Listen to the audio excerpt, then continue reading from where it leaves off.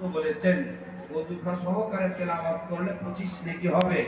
এবার 2000 খতমে আপনি হরফগুলোকে মিলাই আপনি ক্যালকুলেটর টিপেন যে আপনি আমার এই সন্তানের আমলনামার মধ্যে কত লক্ষ লক্ষ কোটি কোটি কত বিলিয়ন ট্রিলিয়ন সওয়াব হবে, আমার ক্যালকুলেটরে ধরবে না।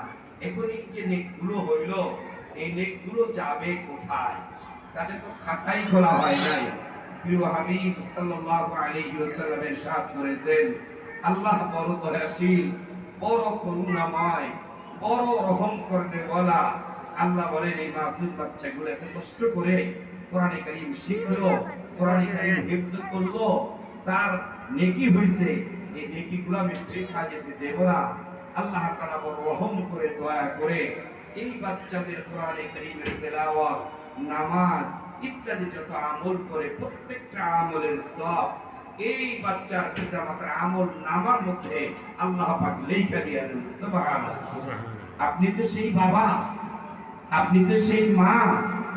আজকে হয়তো বাহ্যিক দৃষ্টিতে আপনি বুঝতে পারতেছেন না, কিন্তু যখন চক্ষুটা বন্ধ হয়ে যাবে তখন আপনি আমার উপলব্ধিতে আসবে।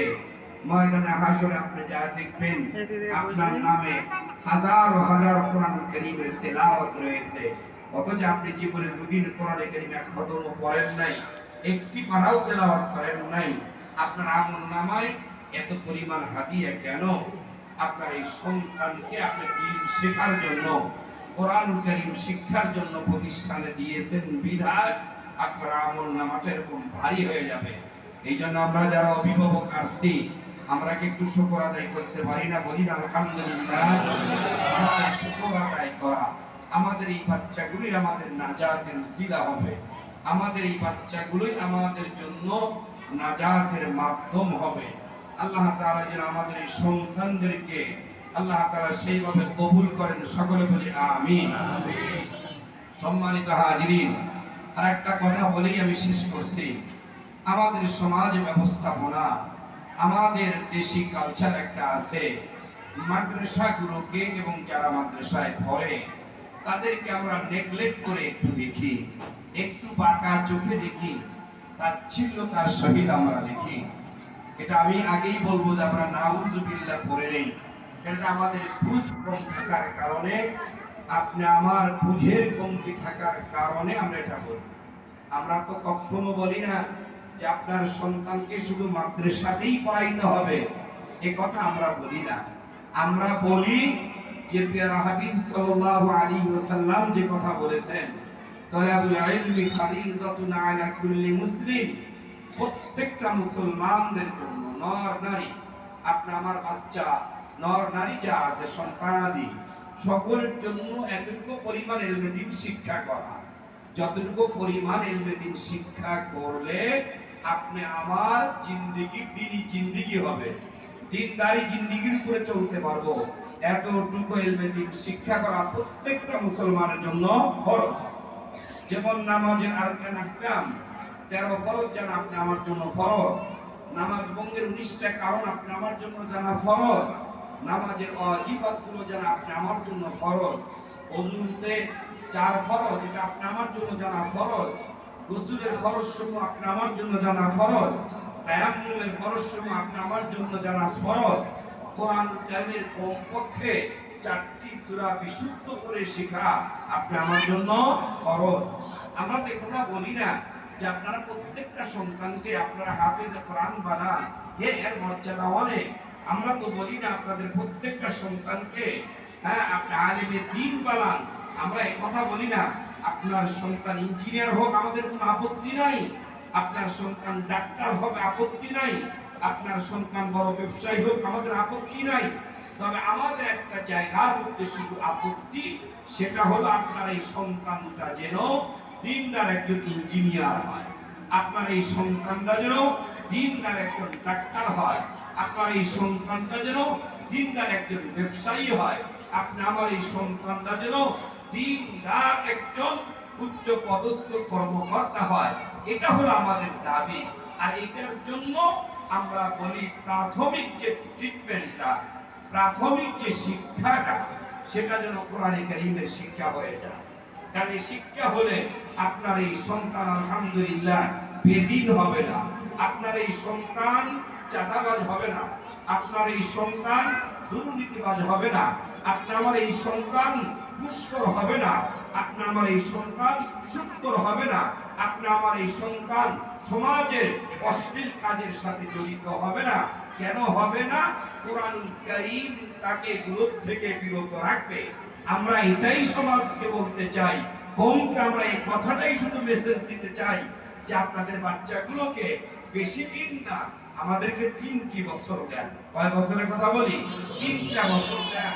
আপনার সন্তানকে আমরা সর্বস্বরেও শিখাবো, আপনার সন্তানকে এ বি সি ডিও শিখাবো, আপনার সন্তানকে 1 2ও আমরা শিখাবো, আপনার সন্তানকে আলিফ বা তা শিক্ষা দেব।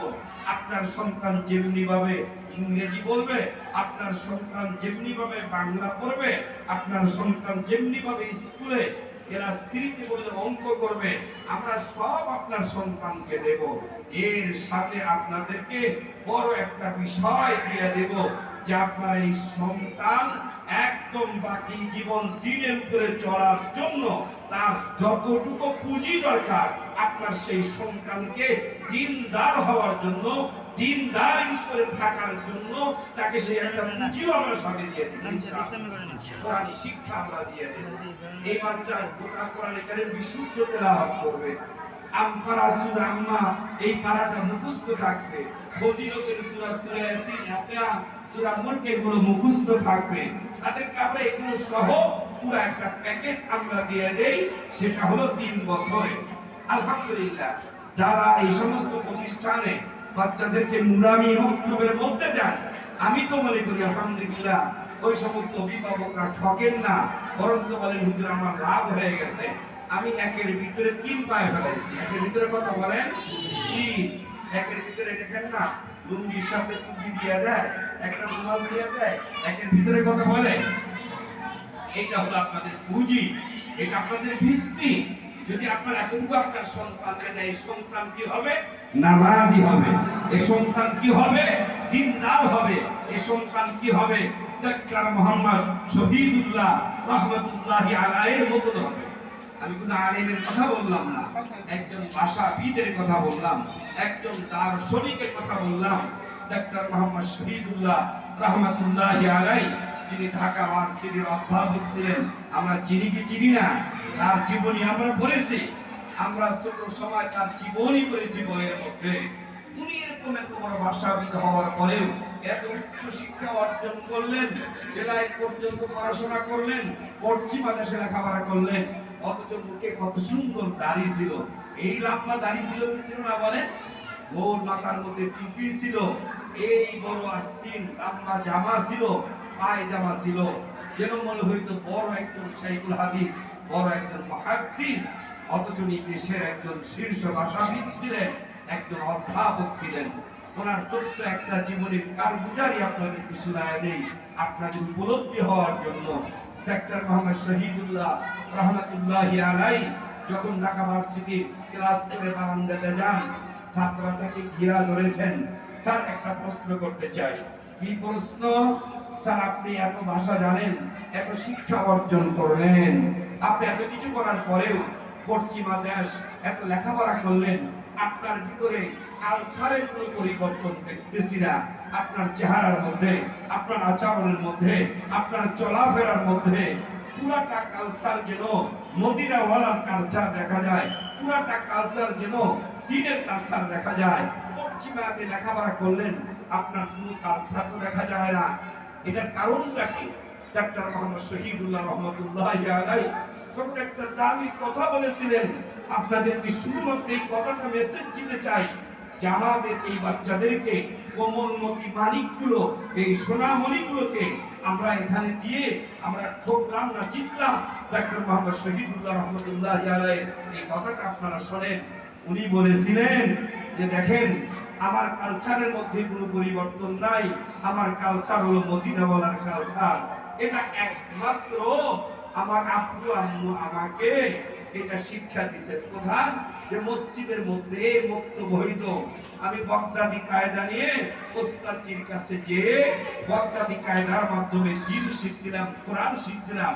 ওই যে কোরআনে কারীম একটা ট্যাবলেট, এটা যে সেবন করছিলাম শৈশবে, ওই কোরআনে কারীমের ট্যাবলেটের প্রতিক্রিয়ায় তাসিরে ডক্টর মোহাম্মদ শহীদুল্লাহকে পাশ্চাত্য পশ্চিমাদের কোন কালচার স্পর্শ করতে পারে না।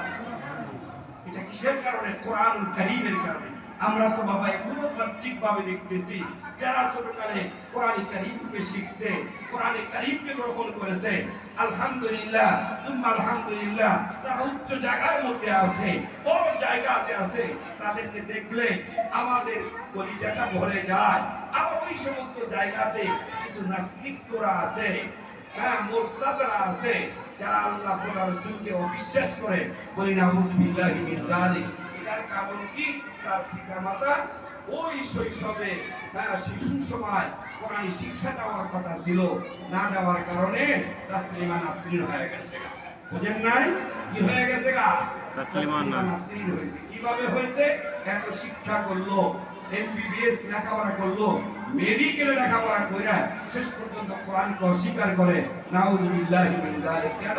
তার পিতামাতা শিশু সময় কোরআনী শিক্ষা না দেওয়ার কারণে। যাই হোক সম্মানিত হাজিরিন, অনেক কথা বলে ফেললাম। আল্লাহ পাকের অশেষ মেহেরবানি দয়া যে আপনাদের এই সন্তানগুলোকে কোরআন কারীম শিক্ষার জন্য প্রতিষ্ঠানে দিয়েছেন। আমি প্রাণ খুলে অন্তর উজাড় করে আপনাদের এই সন্তানগুলোর জন্য, আপনাদের এই কলিজার টুকরা মানিকগুলোর জন্য দোয়া করি। আল্লাহ যেন প্রত্যেকটা সন্তানকে আল্লাহ পাক যেন খুব কবুল করেন। সকলে বলি আমিন, সকলে বলি আমিন। আল্লাহ আমাদেরকে ভরপুর কবুল করেন, আবার বলি আমিন। আর সর্বশেষ কথা, যে সমস্ত অভিভাবক ভাইরা আপনারা আপনাদের সন্তানগুলোকে আপনারা দিয়েছেন, আপনার বড় কিসমত ওয়ালা সৌভাগ্যশীল। হুজুর বলেছেন আমরা অভিভাবক হিসেবে আমাদের কিছু করণীয় আছে। হুজুর 3টা পয়েন্ট বলছেন, আমি আর বলতে চাই না, তবে আমি একটা এক্সাম্পল দিয়ে কথা শেষ করি।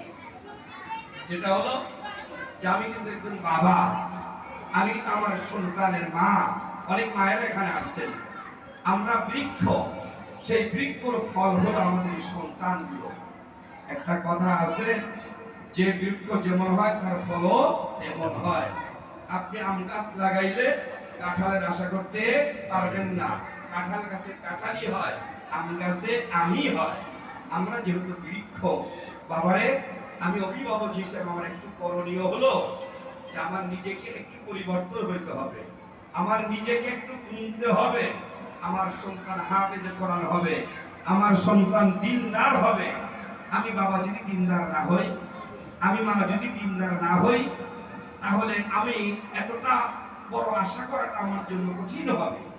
কারণটা হলো আপনি আমাকে তো আল্লাহ পাক, আপনি আমার থেকেই তো এই সন্তানগুলো ফলগুলো দিয়েছেন। এরা তো আমারই সন্তান, পিতা মাতার ফটোকপি হলো সন্তান। সুতরাং আমরা একটু মেহেরবানি করে, আপনারা হয়তো ইশারাতে বুঝছেন যে আপনারা বুঝলে ভালো হয়, বাচ্চারা যেহেতু আছে, শুধু অভিভাবক থাকলে মাপের অনেক কথা, ঘন্টাকে ঘন্টা আমি কথা বলি আমার অভিভাবকদের নিয়ে, যে আপনাদেরকে ওইভাবে আমি বলতে পারছি না। আমাদের বাচ্চারা এখানে আছে, একটা কথা শুধু মনে রাখেন, আমার ফটোকপি আমার সন্তান। আমি বাবা যেমন হব, আমি মা যেমন হব, আমার সন্তানগুলো তেমনই হবে। এই জন্য আমি মা বাবা আমাকে গুনতে হবে, আমাকে তৈরি হইতে হবে।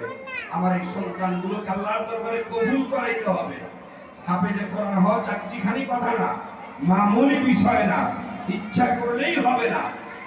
মানুষ দুনিয়াতে দেখছেন পুলিশ বানাবে সন্তানকে মান্যত করে না, করে দেখছেন কোথায়? যে ডিসি বানাবে মান্যত করে, তার অফিসার বানাবে মান্যত করে, ইচ্ছা করে যে আমার সন্তানকে আমি ডিসি বানাবো, আমার সন্তানটাকে বড় অফিসার বানাবো। মান্যত করে দেখছেন? মান্যত করে না। কিন্তু এই সন্তানগুলো পেটে থাকতে অনেক মা মান্যত করে, অনেক বাবা মান্যত করে, আমার সন্তানকে হাফেজ বানাবো, আলেম বানাবো। কিন্তু সব সন্তানকে আলেম হাফেজ হয়? হয় না। কেন হয় না? আল্লাহর পক্ষ থেকে মঞ্জুরি হয় না। আল্লাহর পক্ষ থেকে কি হয় না? মঞ্জুরি হয় না। এই জন্য পিতা মাতার কাজ হলো সন্তানগুলোকে আল্লাহর দরবারে মঞ্জুরি করাইতে হবে। আপনার চোখে পানি ফেলতে হবে, যায় নামাজ ভিজাইতে হবে, রোনাজারি কান্নাকাটি করতে হবে। ও রাত্রে মাদের কাজ হবে কাপড়ের আসল পিছায়া দিয়া আল্লাহর দরবারে কান্নাকাটি করবে, চোখের পানি দিয়া কাপড়ের আঁচলকে ভিজাইতে হবে। যদি এটা হয়, সন্তান হাফেজে কোরআন হবে, বড় আলেম হবে, দিনদার হবে। না হলে বাবারে, এটা মুনতাখাব জিনিস, আল্লাহ পাকের পক্ষ থেকে নির্বাচিত বিষয়। আল্লাহ যদি নির্বাচন না করেন, হুজুরের মতো বড় আলেম হতে পারবে না। আল্লাহ পাকের মঞ্জুরি লাগবে, আল্লাহ পাকের পক্ষ থেকে নির্বাচন লাগবে। এই জন্য আল্লাহর দরবারে কবুল করাইতে হবে। আল্লাহ তাআলা আমাদেরকে বুঝার, আমল করার তৌফিক দান করেন। ওয়া আখির দাওয়ানা আলহামদুলিল্লাহি রাব্বিল আলামিন। আপনারা কি কষ্ট পাইলেন? আমি কয়েকটা কথা বললাম। আসলে আপনাদের নিয়ে অনেক মোজাকারা আমাদের হওয়া দরকার। আপনাদের ত্রুটি না, আমরা মাদ্রাসা বল আমাদের ত্রুটি। আমার সন্তানরা, বাচ্চারা যেরকম আমার সন্তান, আপনারা আমাদের অভিভাবক। আপনাদের নিয়ে আমাদের অনেক সেমিনার হওয়া দরকার, আপনাদের নিয়ে আমাদের অনেক কাউন্সিল হওয়া দরকার।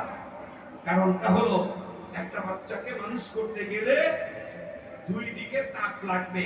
কয় দিকে তাপ লাগবে? আপনি পিতামাতার লাগবে, এদিকে উস্তাদের লাগবে। যখন তাপ ভালো করে লাগবে, সন্তানগুলো মানুষ হয়ে যাবে। আপনারা দেখেন না, মুরগি খাও দেয় না?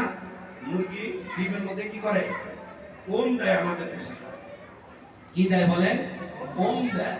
মায়ের বুকের মধ্যে নিয়ে 20 দিন 21 দিন পর্যন্ত, 22 দিন পর্যন্ত ডিমের উপরে তাপ দেয়। যেগুলো মায়ের বুকের মধ্যে ঠিক মতন থাকে, ওই ডিম থেকে বাচ্চা বের হয়। বের হয় কি হয় না? আর যেটা ডাইনে বামে একটু থাকে, ওই ডিমটা কি হয়ে যায়? কাঞ্জা হয়ে যায়।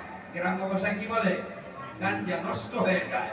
ওই নষ্ট ডিম দূরে নিক্ষেপ করতে হয়। কেন? এর ভীষণ দুর্গন্ধ হয়, খারাপ দুর্গন্ধ হয়। বাড়ির মধ্যে আঙ্গিনাতে ফেলাইলে পুরো বাড়ি দুর্গন্ধ হয়ে যায়। কেন? ডিম তো, ডিম এমনি ফেলাতে তত গন্ধ হয় না। ওই ডিমটা এত গন্ধ হয় কেন? মায়ের তাপ লাগে না, মায়ের তাপের বাহিরে ছিল তো, যার কারণে ডিমটা কাঞ্জা হয়ে গেছে, নষ্ট হয়ে গেছে।